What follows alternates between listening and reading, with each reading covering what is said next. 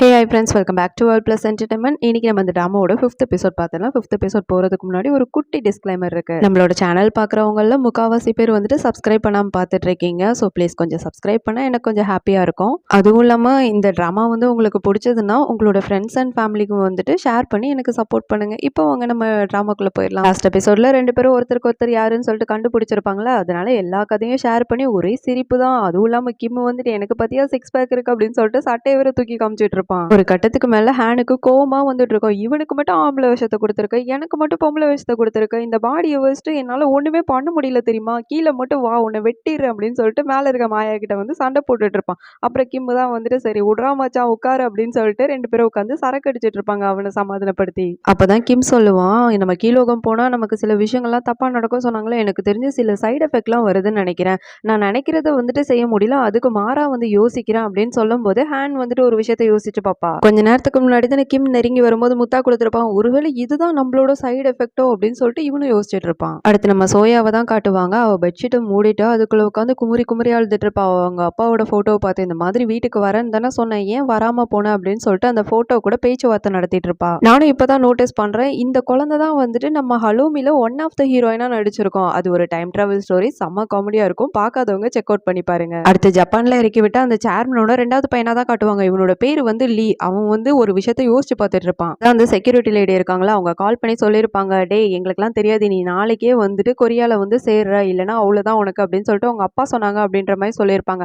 அதை தான் வந்துட்டு யோசிச்சுட்டு இருப்பான். இந்த மாதிரி கண்டிப்பா அங்க போயிட்டு அந்த ஸ்டோரை வந்து நல்லபடியா பாத்துக்கணும் அப்படின்னு சொல்லிட்டு. அப்ப அடுத்தது அவரோட சேரை நம்ம தான் ஆட்டையை போடணும், இந்த சாக்கெல்லாம் விட்டு கொடுக்க கூடாது அப்படின்ற மாதிரி யோசிச்சுட்டு இருப்பான். இந்த சேர்மன் வந்துட்டு யோசிச்சுட்டு இருப்பாரு, இவன் வந்து ஜப்பான்ல எல்லாம் இல்ல நம்ம கிட்ட போய் சொல்றான், அதான் கிம் வந்துட்டு இவனோட ரூபத்துல தானே இருக்கான், அதனால நமக்கு தெரியாம வந்துட்டு இந்த கடையை நோட்டை விட்டுட்டு இருக்கான், அந்த மாதிரி தப்பா நினைச்சிட்டு இருப்பாரு அவரு. நெக்ஸ்ட் நம்ம சோயா இருக்குல்ல, சூஜாவோட ரெஸ்டாரண்ட்ல வந்துட்டு படப்படன்னு வேற ஓடிட்டு இருக்கோம். அங்க இருக்க ஒருத்தன் வந்துட்டு மண்டை மேலே கை வச்சுட்டு எங்க போற, இங்கே நில்லு, என்ன மேட்டர் அப்படின்னு சொல்லிட்டு கேட்கும்போது, எங்க அப்பா இங்க தான் லாஸ்டா சாப்பிட வந்தாரு அம்மாவை கூட்டிட்டு, அவங்களுக்கு வந்து நெக்லஸ் பிரசன்ட் பண்ணணும்னு சொல்லிட்டு ஒரு ஸ்டாஃப் கிட்ட கொடுத்தா அதை நீங்க தரவே இல்லடா, ஒழுங்கா தாங்கடா அப்படின்னு சொல்லிட்டு அவங்ககிட்ட சண்டை போட்டுட்டு இருப்பா. வேற அதெல்லாம் தர முடியாது, வெளியே போ அப்படின்னு சொல்லிட்டு கல்தா மட்டையில வேற போட்டு வெளியே அமுச்சு விட்டு இருப்பான். அந்த சோகத்திலே நடந்து வந்துட்டு இருக்கும் போது அங்க ஜாகில் வேற உட்காந்து அடி வாங்கி அழுதுட்டு இருப்பான். இவனுக்கு எப்பவுமே ஒழுங்கா ஒரு வேலையை செய்ய மாட்டான்னு சொல்லிட்டு அடி வாங்குறதே பொழப்பா இருந்துட்டு இருக்கும். இவனை பார்த்தோன்னே நம்ம சோயால ஓடி போய் அவனோட கையை பிடிச்சி நடந்த எல்லா விஷயத்தையும் வந்துட்டு சொல்லிட்டு இருக்கோம். அவன் பெருசா ஃபர்ஸ்ட் ரெஸ்பான்ஸ் பண்ண மாட்டான். அதுக்கப்புறம் சோயா சொல்லும், இந்த மாதிரி எங்க அப்பா செத்து போயிட்டாங்க, சாகுறதுக்கு முன்னாடி அதுதான் வாங்கினாங்க, அது எனக்கு வேணும் அப்படின்னு சொல்லிட்டு சோகமா கேட்குமா.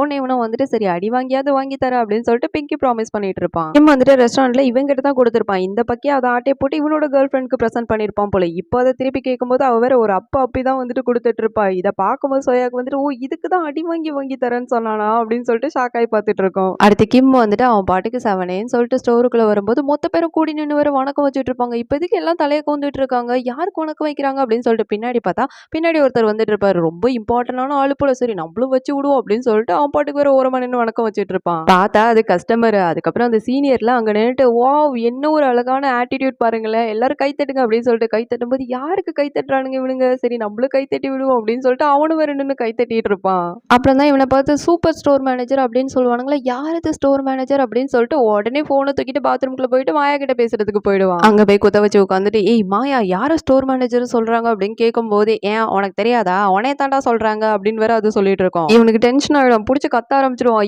பைத்தியக்காரி, நான் இங்க ஸ்டோர் மேனேஜரா இருக்கும் போது உண்மையான ஒருத்தன் வந்துட்டானா அப்ப நான் என்ன பண்றது அப்படின்னு சொல்லிட்டு கத்திட்டு இருக்கும் போது, இருடா அவனை டீல் பண்றதுக்கு தாண்டா நான் தூங்காம உட்காந்து வேலை செஞ்சுட்டு இருக்கேன் அப்படின்னு சொல்லிட்டு கண்ணு ஃபுல்லா கருவலை தவிர காமிச்சிட்டு இருக்கோம். அது ஒரு செகண்ட் கூட நான் தூங்கலடா, பாத்தியாடா என் நிலைமைய, தூக்கமா வருதுடா அப்படின்னு சொல்லிட்டு இவங்கிட்ட புலம்பிட்டு இருக்கும்போது சரி இப்போ அவன் எங்க இருக்கான் அப்படின்னு சொல்லும்போது, இருடா நான் அவனை பாத்துக்கிறேன், நீ இப்போ உன் வேலையை பாரு அப்படின்னு சொல்லிட்டு கட் பண்ணிட்டு ஓடிடும். இந்த பக்கம் ஜப்பான்ல இருக்க லீயா காட்டுவாங்க. அவனுக்கு வந்து ஃபிளைட்ல டிக்கெட்லாம் கிடைச்சிருக்காது. உடனே போனோம் அப்படின்றதுக்காக $250 பே பண்ணி ஒரு குட்டியா ஹெலிகாப்டர் மாதிரி இருக்கும், அதுல போறதுக்காக ஒருத்தன் கூட்டிட்டு வந்திருப்பான். அந்த ஹெலிகாப்டரை ஹேண்டில் பண்றவன் வந்துட்டு அங்கதான் நின்றுட்டு இருப்பான். அவனை பார்த்தா எனக்கு சரியே இல்லடா அப்படின்னு சொல்லும்போது, அவனை பத்தி கவலைப்படாதீங்க, அவன் பயங்கரமா ஓட்டுவான், நீங்க கண்ணை மூடிட்டு கூட அவன் கூட ஃப்ளை பண்ணலாம் அப்படின்ற மாதிரி வேற அருமை பெருமையெல்லாம் சொல்லிட்டு இருப்பான். ஆனா அவன் இந்த பக்கம் திரும்பி நின்று நல்லா வேற சரக்கு வச்சுட்டு இருந்திருப்பான். ஏறினதுல இருந்து இந்த லீவ் வந்துட்டு அங்கிள் அங்கிள் எப்ப அங்கிள் நீங்க கொரியாக்கு என்ன கூட்டிட்டு போவீங்க அப்படின்னு சொல்லிட்டு கேட்டுட்டே வேற இருப்பானா. டேய் கண்ணை மூடிட்டு சொத்த நேரம் தூங்குடா, நான் கூட்டிட்டு போவேண்டா ஒழுங்கா அப்படின்னு சொல்லிட்டு இவன் வந்து கொரியால இருக்க அந்த ரேடார் கூட கனெக்ட் பண்ண ஆரம்பிச்சிருவான். அங்க ஒர்க் பண்றது நம்ம மாயா. அவதான் வந்துட்டு ரூட் சொல்ற பொசிஷன்ல வேற உட்காந்துட்டு இருப்பா. இவன் கொரியாக்கு வரவே கூடாது, எங்கிட்டாவது போய் தொலைட்டோம் அப்படின்னு சொல்லிட்டு தனி தீவு ஒண்ணு இருக்கும், அங்க யாருமே போக மாட்டாங்க, அந்த தீவுக்கு போறதுக்கான ரூட்டை வேற மாத்தி சொல்லி விட்டுருவா. அப்படியே இவளோட பாஷையில வந்துட்டு சில பல மேஜிக்கை வேற ஊதி விட்டுருவாளா, அவ்வளோதான். அந்த ஃப்ளைட்டு வந்துட்டு ரேடார்லேருந்து அப்படியே காணாம போயிடும். ஃப்ளைட்டு காணாம போனதுக்கப்புறம் இவளும் காணாம போயிடுவா. டேய் இங்க ஒரு பொண்ணு உட்காந்து இருந்ததுலடா அப்படின்னு சொல்லிட்டு சுத்தி இருக்கவங்கலாம் அப்படியே கன்ஃபியூஸ் ஆகி வேற உட்காந்து பார்த்துட்டு இருப்பாங்க. நம்ம மாயா தூணிலும் இருப்பாள் துரும்பிலும் இருப்பாள் அப்படின்னு சொல்லிட்டு இதுல இருந்தே அவளுக்கு ப்ரூவ் பண்ணிட்டு இருப்பா நமக்குலாம். அடுத்து கிம் பாத்ரூம்ல இருந்து வெளியே வந்தோடனே இந்த சீனியர் ஓடி வந்து வணக்கம் வச்சுட்டு இருப்பானா, வச்ச உடனே நம்ம கிம் வந்துட்டு அவரோட பேரை சொல்லிட்டு இருப்பான். அந்த சீனியரும் வந்துட்டு வாவ் சார் நீங்க வந்து ஸ்டோர் மேனேஜர் ஆகிறதுக்கு முன்னாடி எல்லாரோட பேரையும் எப்படி மனப்பாடம் பண்ணி வச்சிருக்கீங்க, சூப்பர் சார் நீங்க அப்படின்னு சொல்லிட்டு மறுபடியும் குனிஞ்சு வணக்கம் வச்சுட்டு இருப்பா. சரிங்க சார் வாங்க எனக்கு கடையை சுத்தி காட்டுங்க அப்படின்னு சொல்லிட்டு அந்த சீனியரை கூட்டிட்டு போயிட்டு இருப்பாரு. கிம்மும் போயிட்டு இருக்கும்போது சில விஷயங்களை வந்து யோசிச்சு பார்த்துட்டு இருப்பான். இந்த சா வந்துட்டு இவன் அவமானப்படுத்தி இருப்பான்ல, அவன் ஷூ வந்துட்டு இவன் பேண்ட்ல துடைச்சிருப்பான்ல, அதெல்லாம் வந்துட்டு யோசிச்சு பார்த்துட்டே வந்துட்டு இருப்பான். அப்புறம் அந்த சீனியர் சொல்வாரு, இந்த மாதிரி நேத்து நீங்க வந்தது வந்து நீங்க தான் சொல்லிட்டு எனக்கு தெரியாம போச்சு, இல்லைன்னா அந்த மாதிரி பண்ணிருக்க மாட்டேன் அப்படின்னு சொல்லி தெரிஞ்சிருந்தா மட்டும் என்ன பண்ணிருப்பியா அப்படின்ற மாதிரி திருப்பி வர கேள்வி கேட்டுட்டு இருப்பேன். இல்ல சார் அப்படின்னு சொல்லும்போது என்ன இல்ல, ஒழுங்கா நீ போன் எல்லாம் நோண்டாம உட்காந்து வேலை பாருவோம், மண்டைக்குள்ள இருக்க மூளை எல்லாம் ரொம்ப ஓல்ட் ஆயிடுச்சு, நீங்க அதுக்கு சில எக்ஸசைஸ் எல்லாம் கூட அப்படின்னு சொல்லிட்டு பிடிச்சி திட்டிய மாதிரி வேற பேசிட்டு இருப்பான். இந்த சீனியரை பிடிச்சி கலாய்க்கணும் அப்படின்னு சொல்லிட்டு கிம்முக்கெல்லாம் ரொம்ப நாள் ஆசை, இப்போ அது நிறைவேறத பார்த்தா அவனுக்குலாம் குஜு குஜுன்னு வேற இருந்துட்டு இருக்கோம். சீனியரும் வந்து ஸ்டோர் மேனேஜருக்கு எப்படியாவது ஐஸை வச்சு நம்ம பக்கம் எடுத்துடணும் அப்படின்னு சொல்லிட்டு இந்த மாதிரி என் பேரை சொன்னீங்களோ அது எனக்கு ரொம்ப சந்தோஷம் சார் அப்படின்னு சொல்லிட்டு தலையை கவுந்துருவானா, உடனே அவன் மறுபடியும் பேரை சொல்லும் போது இன்னும் கவுந்துட்டு இருப்பான். திரும்ப திரும்ப வேற பேர் சொல்லிட்டு இருப்பான். அந்த பக்கம் வந்து இதெல்லாம் வேற நம்ம ஷின்னு பார்த்துட்டு இருக்கோம். கிம்ம பார்த்துட்டு டேய் நீ என்னடா பண்றீங்க போடா அங்கிட்டு அப்படின்னு சொல்லிட்டு அங்கிருந்து கையை வேற அசைச்சு விட்டுட்டு இருக்கோம். உடனே கிம்ம இருந்துட்டு இந்த சீனியர் கிட்ட நான் யாருன்னு கொஞ்சம் சத்தமா சொல்றீங்களா சார் அப்படின்னு சொல்லும் போது அவன் வேற ஏஞ்சி நின்று கடைக்கே கேட்கிற மாதிரி கத்திக்கிட்டு இருப்பான். இது நம்ம ஷின்னும் கேட்டுட்டு அப்படியே ஷாக் ஆகி பார்த்துட்டு இருக்கோம். எது மேனேஜரா, அப்புறம் எதுக்கு நம்ம வீட்டு வாசல் நின்று காசு கிட்ட இவன் நம்மளை டார்ச்சர் பண்ணிக்கிட்டு இருக்கான் அப்படின்னு சொல்லிட்டு அடுத்து இதே டிபார்ட்மெண்ட் ஸ்டோருக்கு தான் நம்ம சோயாவும் வந்திருக்கோம். அவங்க அப்பா வந்து இங்க இருக்க ஒரு ஷாப்ல தான் அவங்க அம்மாக்கு நெக்லஸ் வாங்கியிருக்காங்க அப்படின்னு சொல்லிட்டு இங்க எம்ப்ளாயி டிஸ்கவுண்ட் யூஸ் பண்ணி வாங்கியிருக்காங்கன்னு சொல்லிட்டு கன்ஃபார்ம் பண்ணிட்டு இருக்கோம் எல்லாத்தையும். நெக்ஸ்ட் இதே டிபார்ட்மெண்ட் ஸ்டோர்ல தான் போங் அப்படின்னு சொல்லிட்டு ஒரு மாடலை கட்டுவாங்க. இவன் சரியான போங்கு பையன் தான். இவங்கிட்ட எல்லா கேர்ள்ஸும் வந்து ஆட்டோகிராஃப் எல்லாம் வாங்கிட்டு போயிட்டு இருப்பாங்க. இந்த மாதிரி இவன் பண்ணிட்டு இருக்கும் போது அந்த இடத்துக்கு நம்ம யூனா வந்துட்டு இருக்கோம். இவளை பார்த்தோன்னே ஆத்தி இவளா எப்படியாச்சும் எஸ்ஐ ஓடி போயிடு அப்படின்னு சொல்லிட்டு மலைமாடு ஒரு சட்டை பின்னாடி போய் ஒளிஞ்சிட்டு இருக்கோம். இவனெல்லாம் எப்படி அந்த சட்டை வந்துட்டு மறைக்கும், மலைமாடோட உருவம் நல்லா தெரிஞ்சிடும். நம்ம யூனா வந்துட்டு இங்க என்ன பண்றீங்க சார் அப்படின்னு சொல்லிட்டு மூஞ்சி முன்னாடியே வந்து கேட்டுட்டு இருப்பா. Oh my God what a surprise, யூனா நீங்களா அப்படின்னு சொல்லிட்டு வர சர்ப்ரைஸ் ஆகுற மாதிரி நடிச்சிட்டு இருப்பானா. நம்ம யூனாவை வந்துட்டு எல்லாம் தெரியும் ஆக்டிங் அப்படின்னு சொல்லிட்டு மனசுக்குள்ளே நினைச்சிட்டு இருக்கோம்.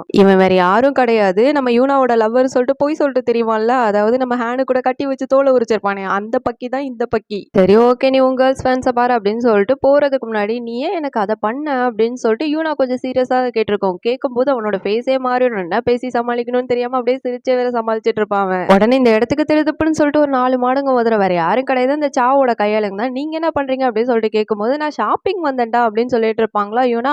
அதுக்கு அவனுங்க சொல்லுவானுங்க நீங்க உடனடியாக இந்த இடத்த விட்டு கிளம்பணும், இங்க இருக்க கஸ்டமர்ஸ் எல்லாம் உங்களை தப்பா பேசுறதும் இல்லாம இந்த கடையை வேற தப்பா பேசுவாங்க அப்படின்னு சொல்லும்போது அங்க இருக்கவங்க எல்லாம் ஒரு மாதிரி இவளை பத்தி பேசிட்டு இருப்பாங்க. இவளுக்கு ஒரு மாதிரி கஷ்டமாயிடும், என்ன சொல்றதுன்னே தெரியாம அப்படி நிற்கும் போது உடனே நம்ம ஹேண்ட் வந்துட்டு அவ கையை பிடிச்சிட்டு ஆறுதல் சொல்ற மாதிரி வேற சொல்லிட்டு போயிட்டு இருப்பான். உடனே நம்ம யூனாவும் வந்துட்டு நீங்க மறந்துட்டீங்கன்னு நினைக்கிறேன், நானும் இங்க கஸ்டமரா தான் வந்திருக்கேன்னு உங்ககிட்ட சொன்னேன் அப்படின்னு சொல்லிட்டு இந்த சீன் அப்படியே கட் பண்ணிடுவாங்க. அடுத்த சீன்ல ஷின்னு வந்துட்டு நம்ம கிம் கிட்ட பேசுறதுக்காக ஓடி வந்துட்டு இருக்கோம். பின்னாடி இந்த சீன் இருந்துட்டு இவர்கிட்ட பேசக்கூடாது போடி எங்கிட்ட அப்படின்னு சொல்லிட்டு கையால வேற விரட்டிட்டு இருப்பாரு.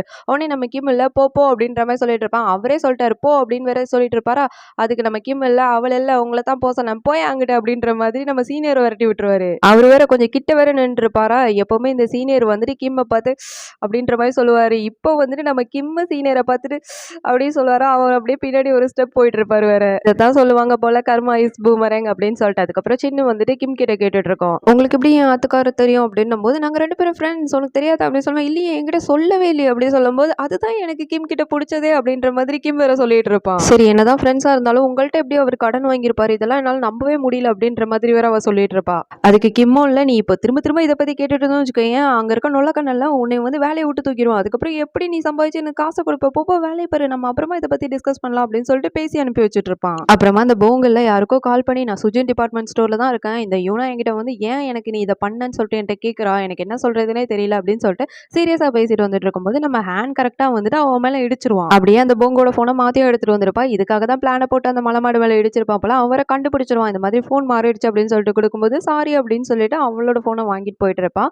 இவ வந்து ஆல்ரெடி அவன் யாரு கூட பேசிட்டு இருந்திருக்கானோ அந்த நம்பரை வந்து மனப்பாடம் பண்ணி இருந்திருப்பான். அதை சக்சஸ்ஃபுல்லா மனப்பாடம் பண்ணி போன்ல ஸ்டோர் பண்ணி வச்சதுமே இவளுக்கு ஒரே சந்தோஷம். பின்னாடி திரும்பி பார்த்தா ஜூனா வந்து நின்னுட்டு என்ன திருட்டு வேலை பண்ணிட்டு இருக்க நீ அப்படின்னு சொல்லிட்டு மேட்டி வரை கேட்டுட்டு இருப்பான். அப்புறமா அந்த சீனை கட் பண்ணி சாவா காட்டுவாங்க. இதே டிபார்ட்மெண்ட் ஸ்டோருக்கு தான் அவனும் வந்துட்டு இருப்பான். வரும்போது பாதி பேர் வந்து வணக்கம் வச்சிருந்திருப்பாங்க, அதுவும் ஒழுங்கா குனியாம இருந்திருப்பாங்க போல. அதை பார்த்தோன்னே இவன் டென்ஷன் ஆயிடுவாங்க. இருக்கவங்களை கூப்பிட்டு வச்சு இந்த மாதிரி பாதி குனிஞ்சவங்க எல்லாரையும் வந்துட்டு வேலையை விட்டு வெட்டி விடு அப்படின்ற அப்படின்ற மாதிரி ஸ்ட்ரிக்டா வேற சொல்லிட்டு இருப்பான். இவனை பார்க்கும்போது இவ்விட்டு டெரர் பீஸாடா நீ அப்படின்ற மாதிரி தான் இருக்கும். அதுவும் இல்லாம யூனா இங்க வந்திருக்கதும் அவனுக்கு தெரிஞ்சிருக்கும். அதனால உடனடியா அவ கழுத்து பிடிச்சு வெளியே தள்ளுறீங்க, இல்லைன்னா மொத்த பேர் கழுத்து பிடிச்சும் வெளியே தள்ளி விட்டுருவேன்டா அப்படின்னு சொல்லிட்டு இன்னும் கோவமா டெரரா வரதா சொல்லிட்டு போயிட்டு இருப்பான் அவன். இந்த மாதிரி கோவமா போயிட்டு இருக்கும்போது நம்ம சோயா கரெக்டா வந்து இவனை மறிச்சு நின்னுட்டு நீங்க தானே இங்க பிரசிடென்ட் அப்படின்னு சொல்லிட்டு கேட்கும்போது அவன் வந்து இல்ல அப்படின்ற மாதிரி சொல்லுவானா. எனக்கு தெரியும் நீங்க தான் பிரசிடென்ட் அப்படின்னு சொல்லிட்டு வழியை மறிச்சு வர நின்றுப்பா. அதே நேரம் யூனாவை வெளியே துரத்துறதுக்காக ஒரு கேங் வந்திருக்கும். நீங்க மட்டும் 5 நிமிஷத்துல இந்த ஸ்டோரை விட்டு வெளியே போகலன்னா என்ன நடக்கணும்னே தெரியாது அப்படின்னு சொல்லும்போது அவ வேற 1 நிமிஷம் சொல்லுவாளா. கரெக்டா 1 நிமிஷம் முடிஞ்ச உடனே அவன் 1 நிமிஷம் முடிஞ்சிருச்சு எப்போ போவீங்க அப்படின்னு சொல்லிட்டு அகைன் வேற கேட்டுட்டு இருப்பான். இந்த மாதிரி பேச்சுவார்த்தை நடத்திட்டு இருக்கும்போது கிம் கரெக்டா இங்க வந்துட்டு இந்த மாதிரி தான் நீங்க கஸ்டமர்ஸை ட்ரீட் பண்ணுவீங்களா, என்ன ஆளுங்கடா நீங்களா, ஒழுங்கா உங்ககிட்ட சாரி சொல்லுங்க அப்படின்னு சொல்லிட்டு நம்ம யூனா கிட்ட மொத்த பேரும் தலையை கவுந்து வச்சு சாரி சொல்லிட்டு இருப்பாங்க. அப்படியே சாரி சொல்லிட்டு கிம் வந்து சைட்ல பாப்பானே பார்த்தா அங்க ஹேண்ட் நின்றுப்பா. சூப்பரா வேலையை பண்ணிட்டியடா அப்படின்னு சொல்லிட்டு அங்க இருந்து வேற கண்ணு வச்சிட்டு இருப்பான். இதெல்லாம் பார்த்தோன்னே ஜூனா இல்ல கேட்டே இருக்கல என்ன திருட்டு கூட வேலை பண்ணிட்டு இருக்க அப்படின்னு சொல்லும்போது நான் சில விஷயங்களை கண்டுபிடிக்கணும் அப்படின்னு சொல்லிட்டு யூனாக்கு வந்து எல்லா விஷயத்தையும் யாரு பண்றா அப்படின்றது தெளிவா எவிடன்ஸோட கண்டுபிடிக்கணும் அப்படின்றது வந்துட்டு அவங்ககிட்ட சொல்லிட்டு இருப்பா. அடுத்து சோயா வந்துட்டு இந்த சாவை பிடிச்சி வச்சிருந்திருப்பால, இந்த மாதிரி நெக்லஸ் எல்லாம் காமிச்சு எங்க அப்பா வந்து கிஃப்ட் எல்லாம் வாங்கி வச்சிருந்திருக்காங்க, அப்புறம் எப்படி அவங்க சூசைட் பண்ணிட்டாங்கன்னு நீங்க சொல்லுவீங்க, ஒழுங்கா சொல்லுங்க, அவங்களுக்கு என்ன ஆச்சு, அவங்க சூசைட் பண்ணலன்னு சொல்லிட்டு எல்லாருக்கிட்டையும் சொல்லுங்க அப்படின்னு சொல்லிட்டு சாவோட ட்ரெஸ்ஸை பிடிச்சி வர இழுத்து பேசிட்டு இருப்பா.